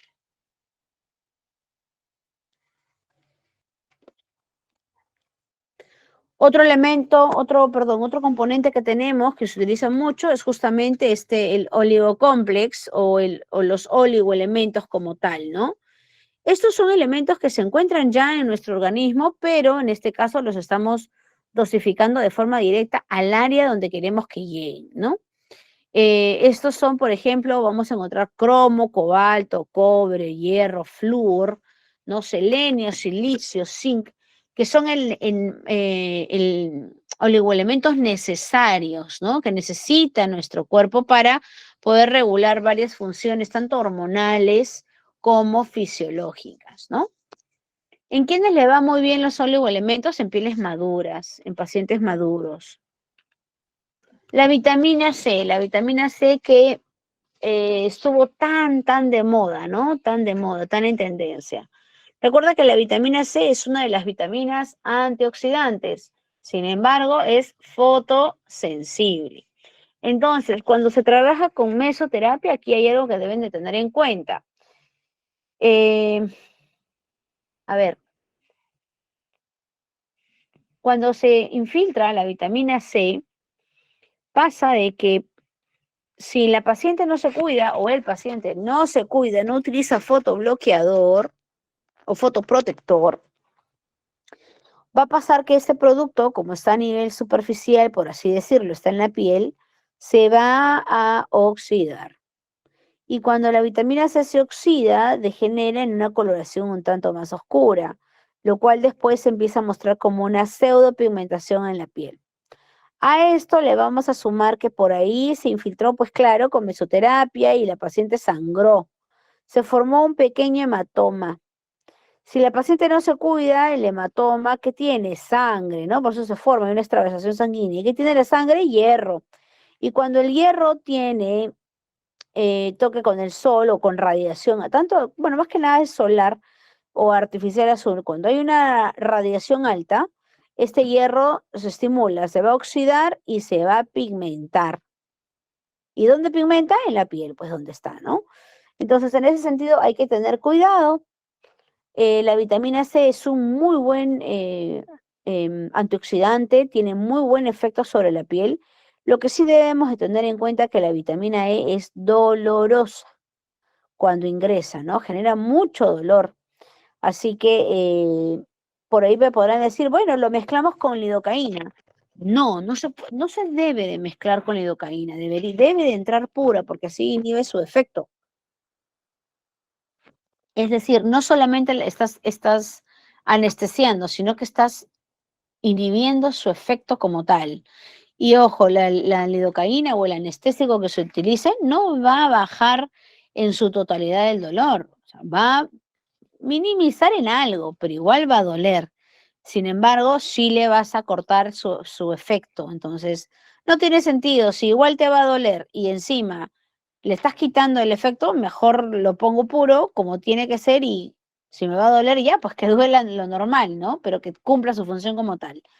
La piel después de la aplicación de la vitamina C, cis, es probable que se hinche, que duela un par de días, pero al cabo del tercer, cuarto día ya la paciente está viendo un efecto mucho más iluminador e inclusive cuando se trabaja al contorno del auricular, sobre todo en el lado externo, ¿no? En el canto externo, genera un efecto un tanto más de amplitud.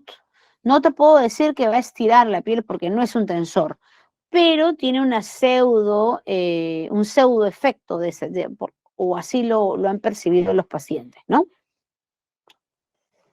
Ah, claro, la vitamina C también es precursor, ojo, es un precursor del procolágeno, ¿no?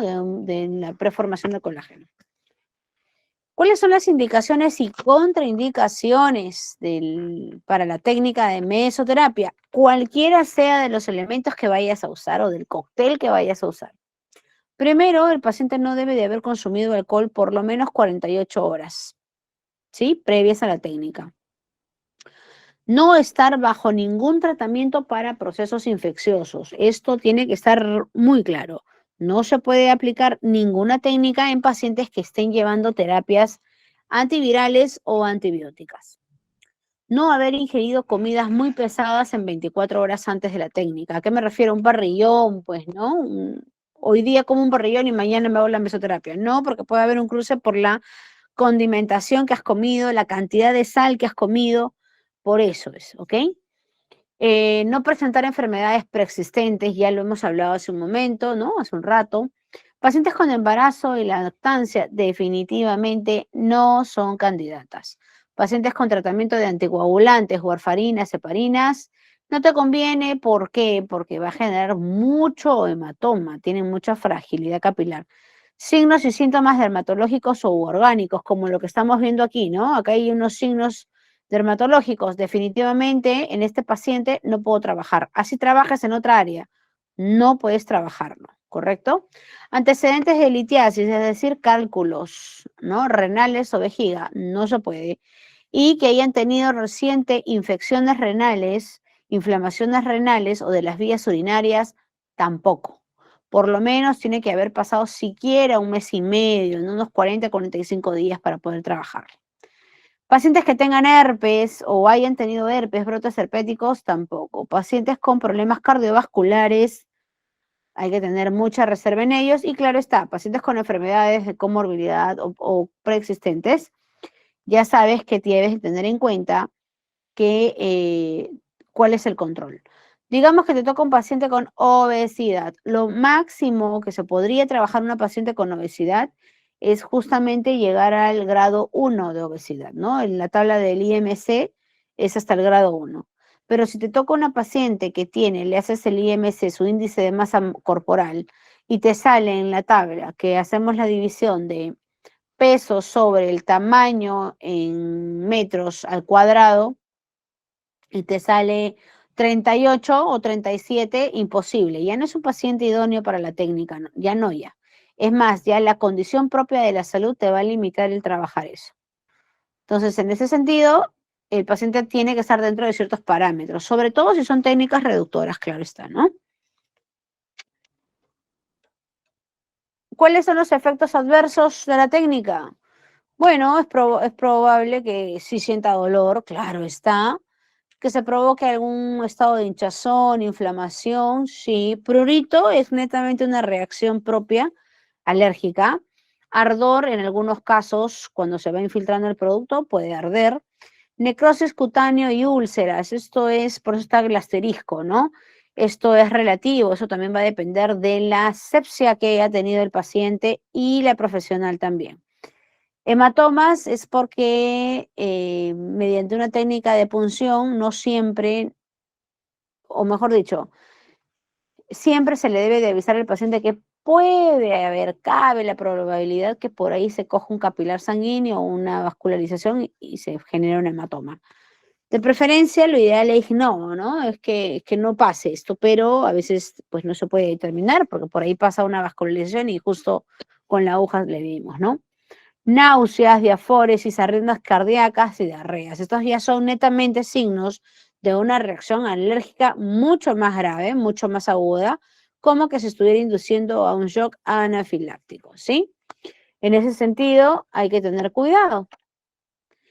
Por ejemplo, estas son reacciones adversas a la mesoterapia, si por ahí el paciente justamente es alérgico o se hizo una mala praxis, si se contaminó, si el paciente no se cuidó o si la profesional no aplicó el producto en el nivel idóneo o el producto como tal no era de una buena procedencia, ¿no? Era un tanto, o no era original o era alterado, etcétera. ¿Correcto? Muy bien. Muy bien. Este es un mensaje, ¿no? Recuerda que menos es más. Siempre que vayas a trabajar con mesoterapia, inicia de a pocos. No te lances pensando que más es mejor. No, porque la piel también tiene tolerancia, tiene hasta cierto punto va a haber una adaptabilidad con el componente. Cuando ya se excede, puede entrar un efecto de toxicidad o reacciones adversas. La seguridad de tu paciente también es tu seguridad. Capacítate siempre de forma permanente, ¿no? Muy bien, chicas. ¿Alguna pregunta hasta aquí?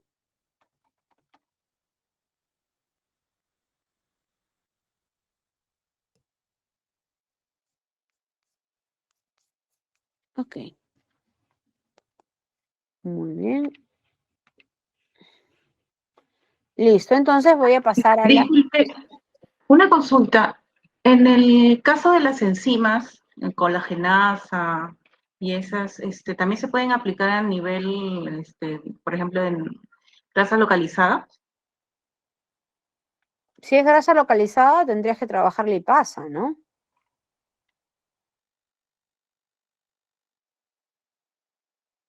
¿Y cuánto más o menos tendría que aplicar? No, eso va a depender del volumen, eso va a depender del tipo de enzima, porque hay varios tipos de enzimas para trabajar.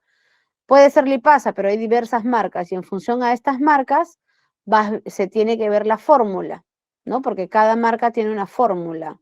No es una fórmula universal para todas las enzimas. En función a esas fórmulas, tú ves si vas a hacer la máxima dilución o la mínima dilución. ¿Qué quiere decir? Máxima dilución es menor concentración de enzimas y menor dilución es máxima concentración de enzimas. Entonces, ¿qué es lo que se busca? Trabajar con un producto mucho más concentrado o trabajar con un producto un tanto más diluido. ¿Y eso cómo lo determinas? En función de la adiposidad, qué tan compacta, gruesa sea. Y si esa adiposidad tiene un poco de flacidez también, ¿con cuál la podría combinar? Si es flacidez, tienes que ahí determinar si la flacidez es a causa de estrías. Tienes que determinar si la flacidez es una pseudoflacidez, porque también el tejido adiposo te puede engañar haciéndote creer que es flacidez, ¿no? Entonces tienes que evaluar bien. Si fuese por flacidez, pues claro, colagenasa. Y las enzimas siempre van a ir en las mismas proporciones, en la misma cantidad de dosificación, así tal cual tienen que entrar en cantidades parejas. Gracias.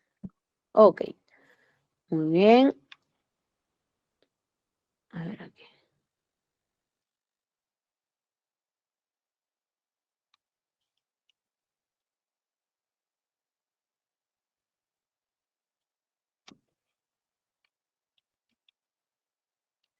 Muy bien, voy a mostrar la presentación. Uy, ¿dónde estamos?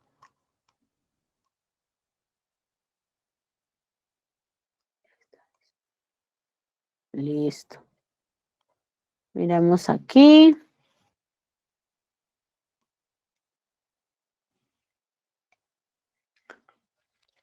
El caso de hoy vamos a hacer, el protocolo es mesoterapia, es una mesoterapia corporal, donde vamos a utilizar la fosfatidilcolina. Muy bien, es una paciente que presenta adiposidad, ¿sí? Hay adiposidad. Este caso sí tiene flacidez porque se nota, ¿no? Las estrías. Vamos a delimitar el abdomen bajo, abdomen medio, abdomen alto, ¿no? Eso también es para poder ayudarnos a la marcación, en realidad. No es que vayamos a hacer una marcación perfecta, pero al menos para poder ir delimitando, ¿no? Mediante cuadrantes.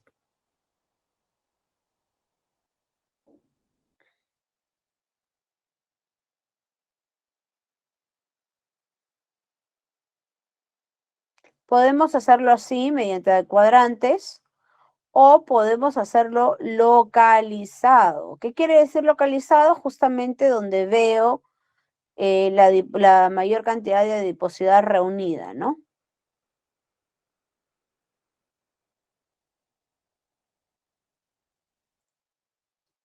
Por ejemplo, ahí, ¿no?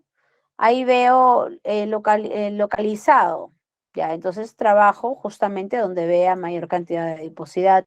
No necesariamente vas a trabajar todo el contorno abdominal enmayado, ¿no?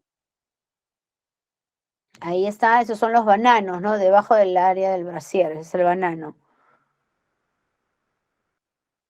Ahí hay otro que se nota, ¿no? Hay cadera alta, con los famosos hips.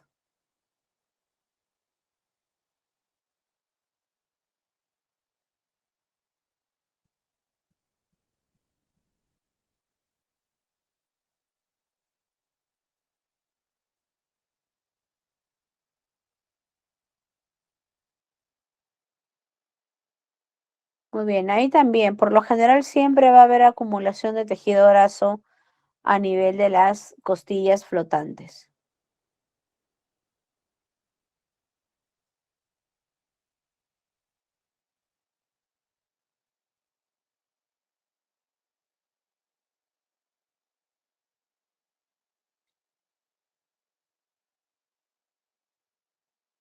Ahí, por ejemplo, es el tejido más grueso, ¿no? Ahí hay el tejido más grueso. Ahí no es tan grueso, por ejemplo.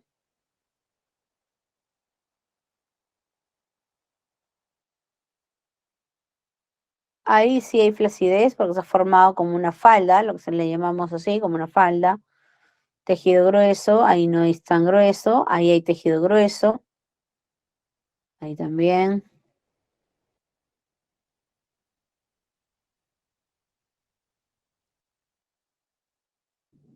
Ujú.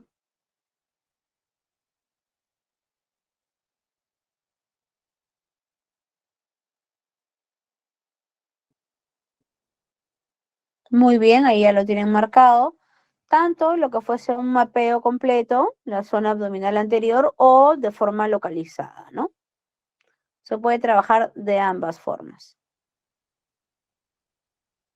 Voy a trabajar con fosfatidilcolina, 5 ml. Vamos a jalar 5 ml.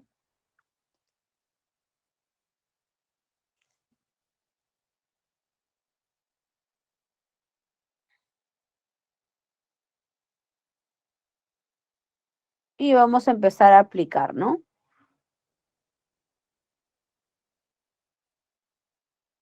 Empezamos a aplicar pues hasta 0,30 como máximo, ángulo de 90 de preferencia, sobre todo si el tejido es grueso, ¿no?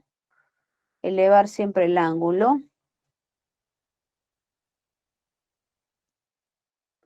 No podemos hacer mucho movimiento, es un solo ángulo para que entre el producto.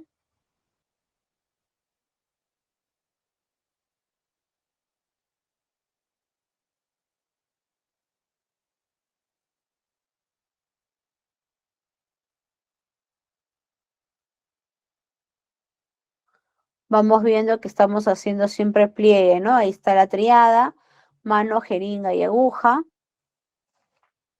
La otra mano sirve de ayudante, siempre cogiendo el pliegue cutáneo.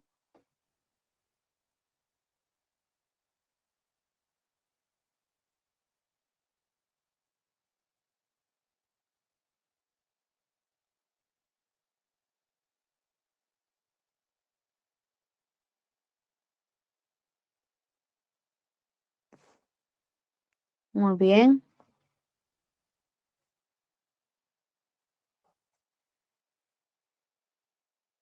La aguja que estamos utilizando es una aguja de 30G por medio, justamente para poder aplicar el ángulo de 90.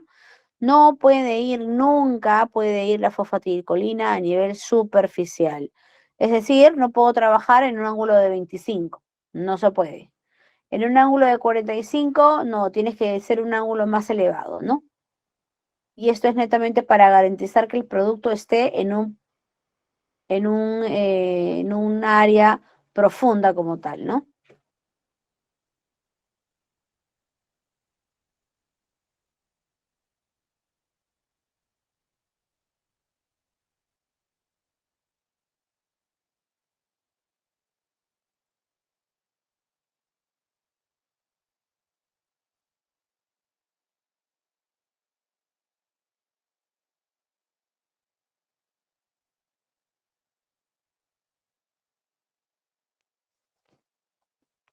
Muy bien.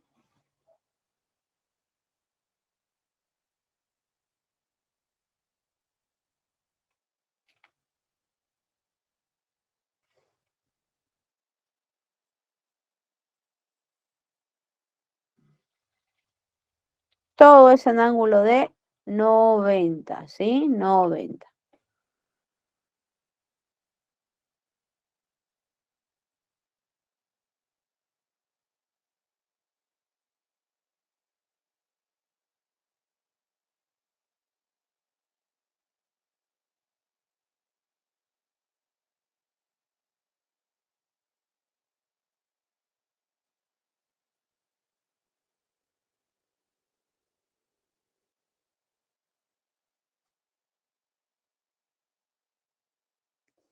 Recuerda que siempre hay que hacer pliegue, ¿no? Siempre, todo el tiempo. Aparte de que eso va a ayudar a minimizar el dolor justamente del pinchoncito, ¿no? De la aguja.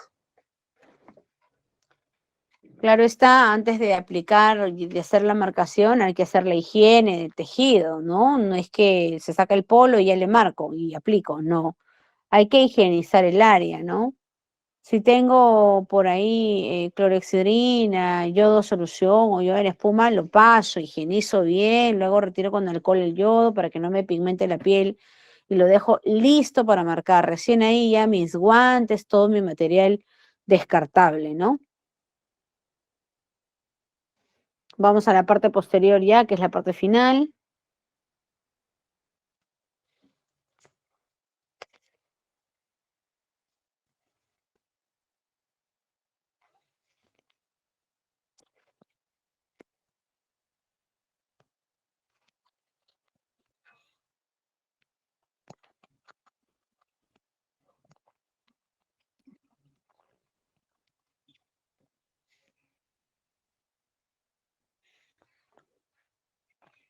Ya vamos a terminar.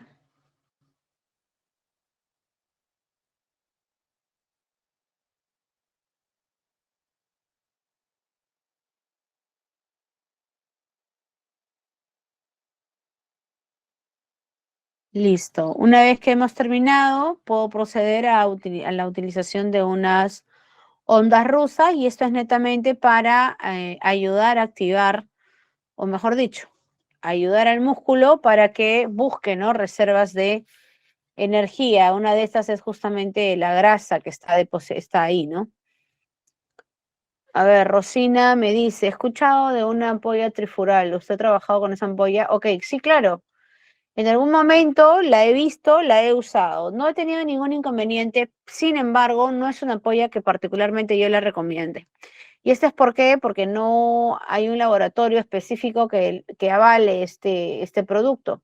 Se vende de forma libre, no hay un laboratorio como tal real que diga, sí, es mi producto, ¿no? Por ejemplo, no es como Hermes o como Biocare, como Filorga, que ellos sí tienen su lista de productos. El Trifural, el Cafural vienen de forma un tanto contrabandeada, inclusive, no sabemos si viene de Colombia, si viene de Brasil, algunos dicen que viene de Ecuador, no hay un referente exacto del producto, entonces, y es uno de los activos que genera mucho, que se utiliza mucho inclusive en una hidrolipoclasia, ¿no?